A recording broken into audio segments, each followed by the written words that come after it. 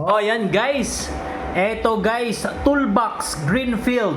Built for professionals. Ayan, syempre para pogi po yung ating lagayan sa every team natin, yung mga tools at mga anik-anik na kailangan natin. Syempre, eto tingnan nyo dito sa taas oh. Ito yung mga, ayun oh, mayroon silang nakalagay dito na mga related po sa mga connectors sa ibabaw. Ayan, dito sa gilid, meron po mga yung stripper, meron pong pang ano sa pangbalat ng ano multicore. So marami, tsaka tools dito sa ilalim, di na natin babaklasin para di na mag-messy siya. So ito po yung toolbox na every uncle na dapat meron po. Every daddy, every uncle, every titos, dapat meron po tayong ganito.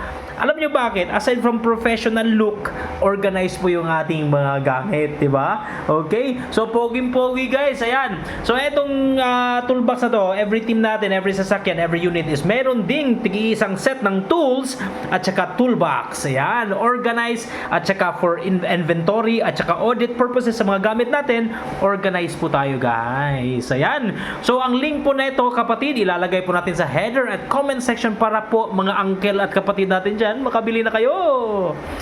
Peace out mga kapatid. Bye for now.